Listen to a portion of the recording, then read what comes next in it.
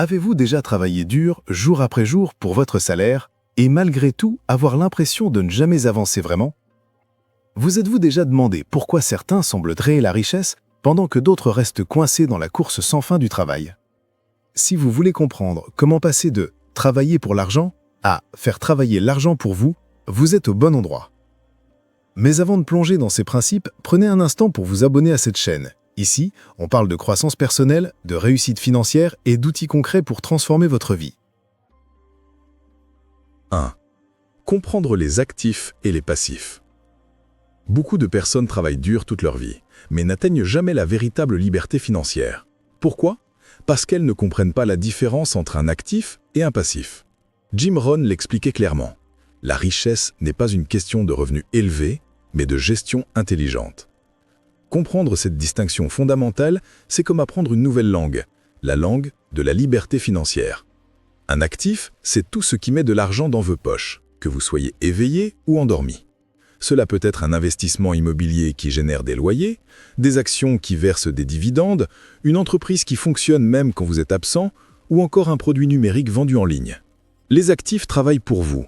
Ils produisent un flux d'argent qui circule vers vous.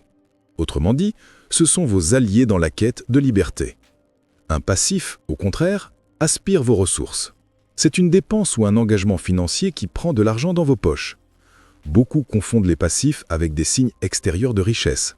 Une belle voiture flambant neuve, une maison luxueuse, un téléphone dernier cri. Bien sûr, ces choses apportent un certain plaisir immédiat, mais elles ne créent pas de revenus. Au contraire, elles génèrent souvent des coûts supplémentaires, entretien, assurance, impôts, réparation. À long terme, elles alourdissent vos finances au lieu de les renforcer. La plupart des gens tombent dans le piège de travailler dur uniquement pour accumuler des passifs, croyant qu'ils construisent leur patrimoine. Ils s'endettent pour acheter plus grand, plus cher, plus rapide. Mais en réalité, ils se créent une prison dorée. Chaque mois, leur argent sort pour rembourser des crédits, régler des frais, entretenir un style de vie au-dessus de leurs moyens. Résultat, au lieu de s'approcher de la liberté, ils s'en éloignent.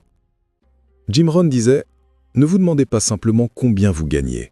Demandez-vous plutôt combien vous gardez et surtout combien vous mettez au travail. » Cette phrase résume parfaitement l'essentiel. Les revenus ne garantissent pas la richesse.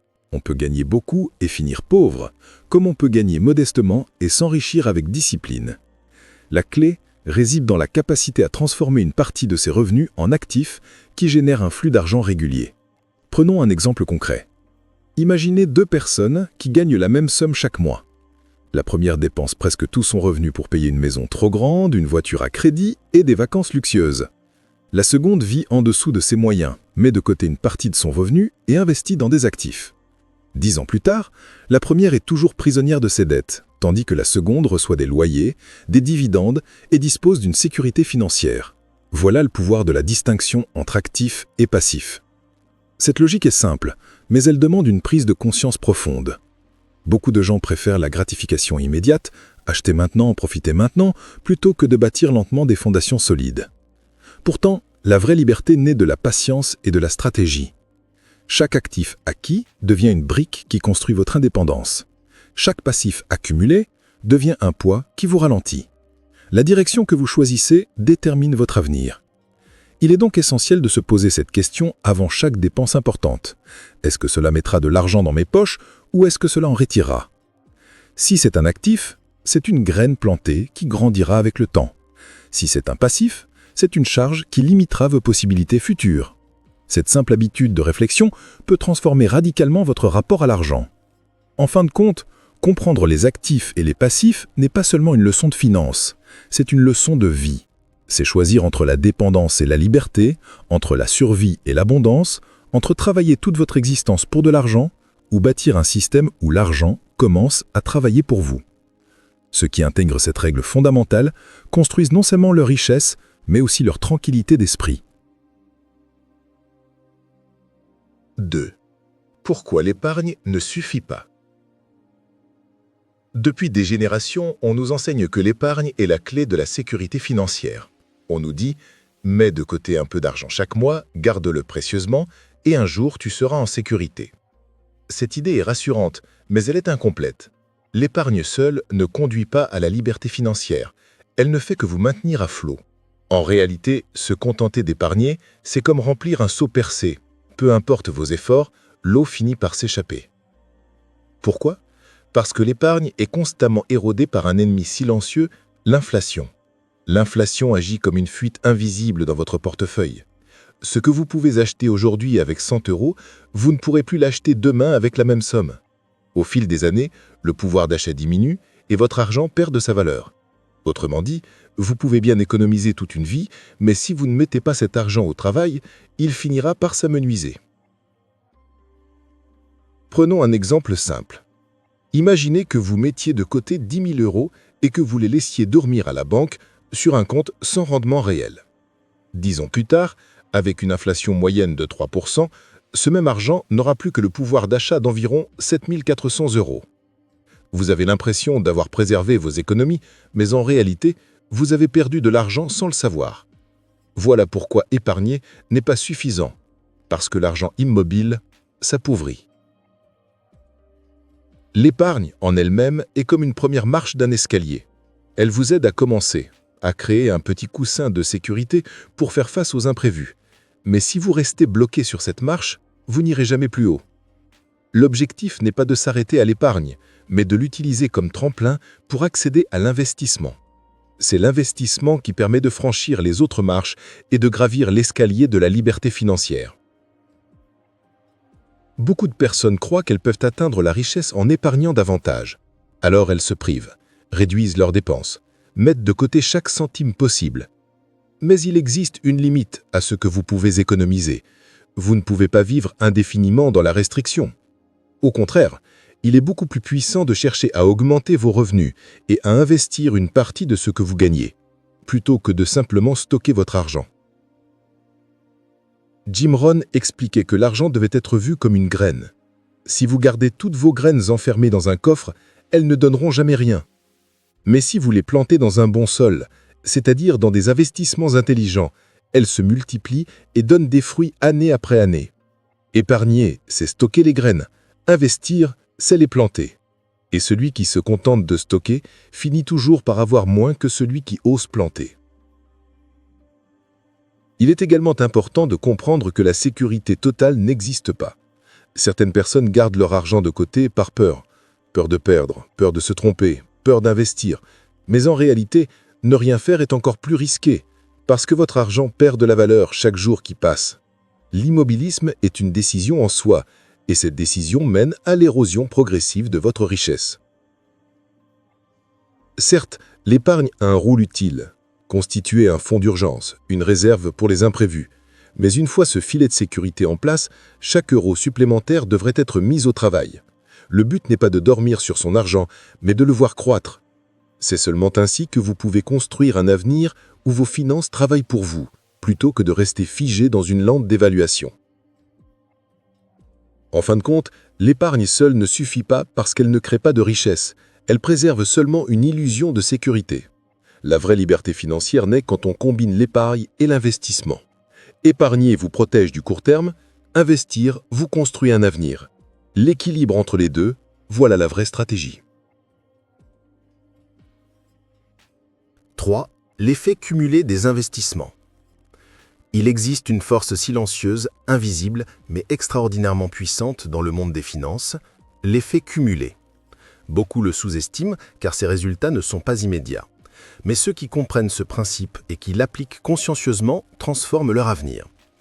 Jim Rohn disait souvent que de petites actions répétées chaque jour finissent par produire de grands résultats.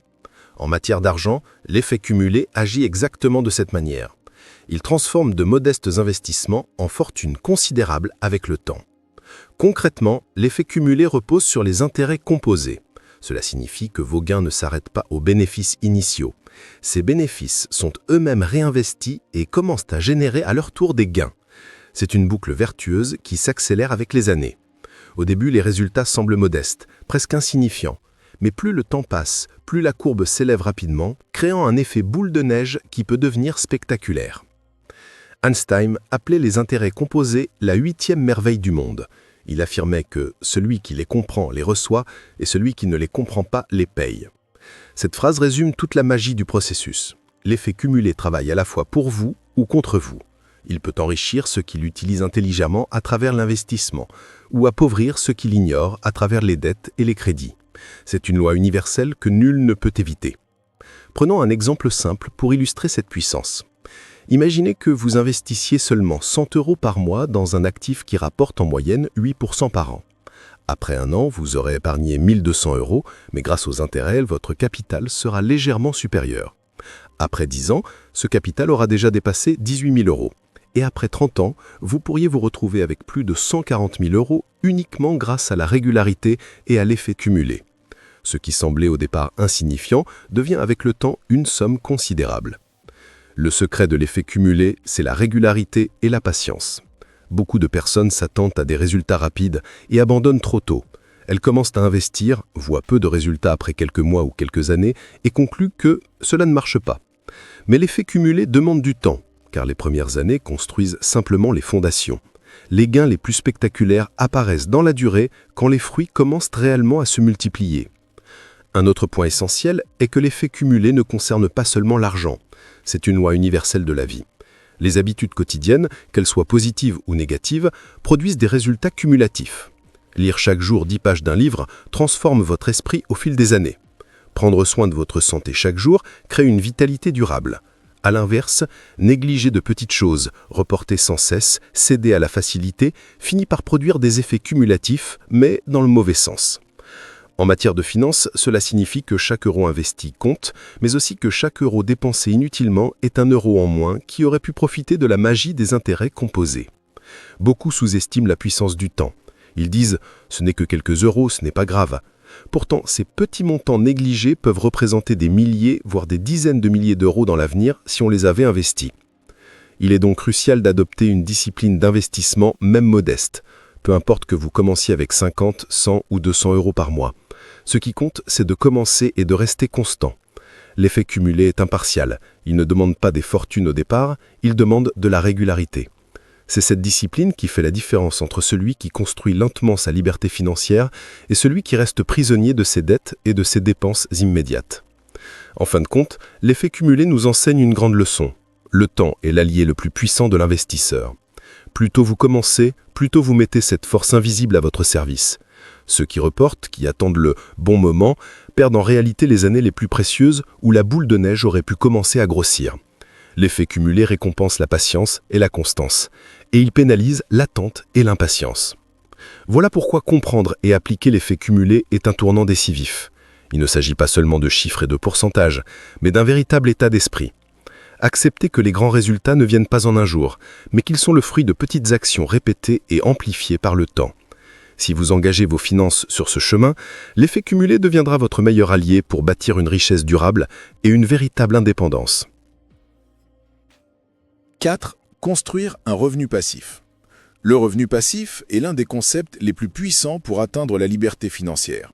Contrairement au revenu actif, qui dépend directement de votre temps et de vos efforts, le revenu passif continue de circuler même lorsque vous ne travaillez pas. C'est de l'argent qui entre dans vos poches pendant que vous dormez, voyagez ou que vous passez du temps avec votre famille. Jim Rohn expliquait que la véritable indépendance ne vient pas de travailler plus dur, mais de mettre en place des systèmes qui travaillent à votre place. La plupart des gens vivent uniquement de revenus actifs. Ils échangent leurs heures contre un salaire. Ce modèle fonctionne tant qu'ils ont la force et la santé pour travailler, mais il comporte une limite évidente. Vos journées n'ont que 24 heures. Même si vous doublez vos efforts, vous ne pourrez pas dépasser une certaine barrière. Le revenu passif, en revanche, brise cette limite.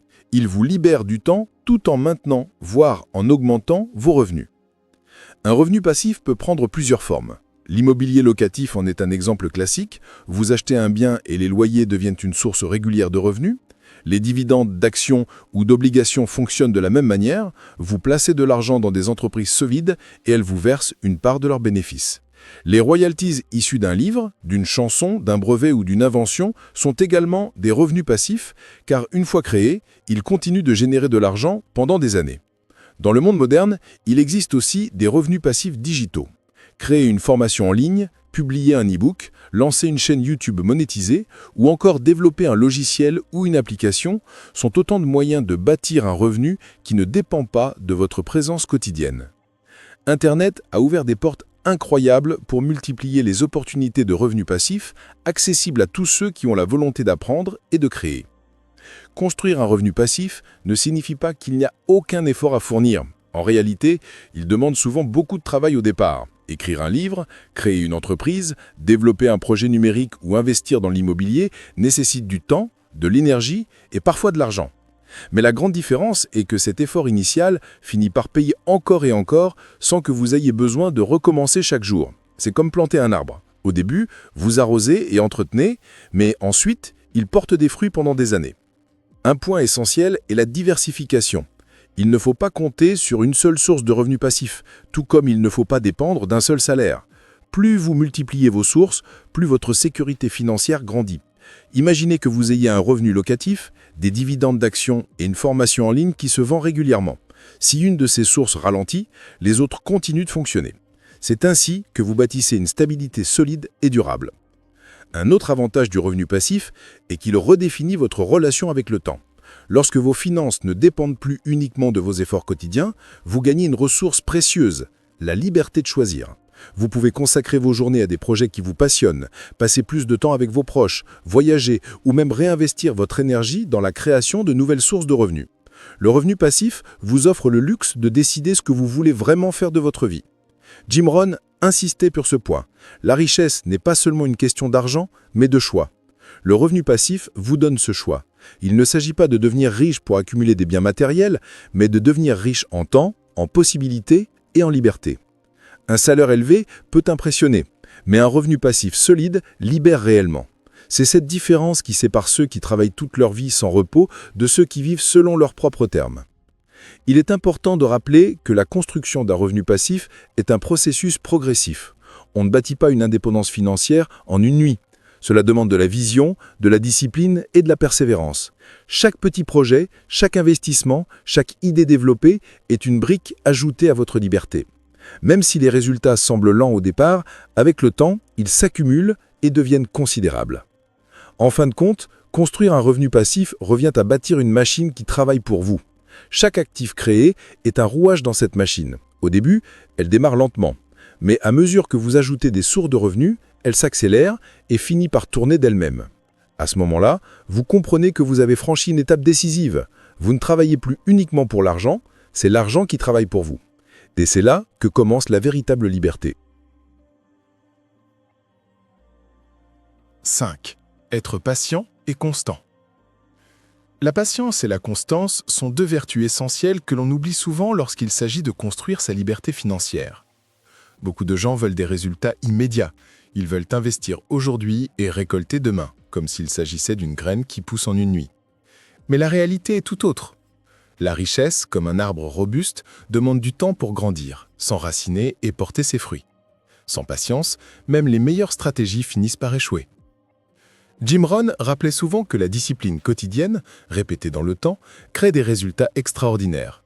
Pourtant, c'est précisément cette discipline qui décourage la majorité. Les gens commencent avec enthousiasme, mais dès qu'ils ne voient pas de résultats rapides, ils abandonnent. Ils sautent d'une idée à l'autre, d'une méthode à l'autre, sans jamais rester assez longtemps pour récolter les fruits. La constance, c'est rester engagé même lorsque les progrès semblent invisibles. La patience n'est pas synonyme d'attente passive. Elle signifie avoir une vision claire, comprendre que chaque action posée aujourd'hui est une graine qui portera ses fruits demain.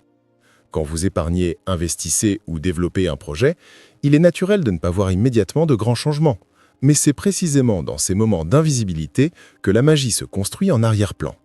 Ceux qui persistent malgré l'absence de résultats apparents finissent toujours par se rendre compte. Un exemple concret est celui des investissements financiers. Les premières années, vos intérêts composés sont modestes, presque insignifiants. Mais si vous restez constant et continuez d'investir régulièrement, la croissance devient exponentielle. C'est comme remplir un seau goutte après goutte. Au début, il paraît vide, mais au fil du temps, il se remplit et finit par déborder. Sans constance, le seau reste éternellement vide. La constance est également essentielle dans les habitudes quotidiennes. Lire chaque jour quelques pages d'un livre, mettre de côté une petite somme, consacrer 1 heure à un projet. Ces actions paraissent minimes isolément, mais accumulées sur des années, elles transforment une vie. Le problème est que beaucoup sous-estiment la puissance de ces petits gestes réguliers. Ils recherchent le spectaculaire, l'immédiat, et passent à côté de l'extraordinaire qui se cache dans l'ordinaire répété avec discipline. La patience protège aussi contre l'impatience destructrice. Dans le domaine financier, l'impatience pousse souvent à prendre de mauvaises décisions, vendre trop tôt un investissement prometteur, céder à la panique lors d'une baisse de marché, ou au contraire se lancer dans des projets risqués par peur de manquer une opportunité. Celui qui est patient comprend que les marchés fluctuent, que les projets prennent du temps et que la stabilité se construit sur le long terme. Être constant, c'est également accepter la monotonie. Le chemin vers la liberté financière n'est pas toujours excitant. Mettre de l'argent de côté chaque mois, investir régulièrement, apprendre continuellement, ce sont des actions qui peuvent sembler répétitives. Mais ce sont précisément ces répétitions qui forgent la solidité d'un avenir prospère. La constance transforme l'ennui en résultat et le résultat en liberté. Jim Rohn disait « La réussite n'est rien d'autre qu'une poignée de disciplines pratiquées chaque jour ». Cette phrase illustre parfaitement le rôle de la constance. Vous n'avez pas besoin de faire des choses extraordinaires de manière ponctuelle, mais de faire des choses simples, utiles et cohérentes de manière régulière. C'est cette régularité qui différencie ceux qui réussissent de ceux qui abandonnent trop tôt. Il faut aussi comprendre que la patience et la constance ne sont pas seulement nécessaires pour accumuler de l'argent, mais pour développer l'état d'esprit qui permet de conserver et de faire fructifier cette richesse. Un individu impatient, même s'il reçoit une grande somme d'argent, la perdra rapidement, car il cherchera à la multiplier trop vite ou à la dépenser sans réflexion. En revanche, une personne patiente et constante sera transformée même de modestes ressources en un patrimoine durable. En fin de compte, être patient et constant, c'est accepter le rythme naturel de la croissance. C'est faire confiance au processus, même quand les résultats ne sont pas visibles immédiatement. C'est persévérer là où d'autres abandonnent. Et surtout, c'est comprendre que la liberté financière n'est pas un sprint, mais un marathon. Ceux qui tiennent la distance finissent toujours par franchir la ligne d'arrivée, non pas grâce à un coup de chance, mais grâce à la discipline, la patience et la constance. Alors souvenez-vous, distinguez les actifs des passifs. Ne vous contentez pas d'épargner, laissez l'effet cumulé travailler pour vous, créez des revenus passifs et surtout, soyez patient et constant. Si ce message résonne en vous, abonnez-vous dès maintenant, car ici vous trouverez toujours des idées pour progresser et bâtir votre liberté financière. Et rappelez-vous, ce n'est pas seulement combien vous gagnez qui compte, mais surtout ce que vous faites de ce que vous gagnez.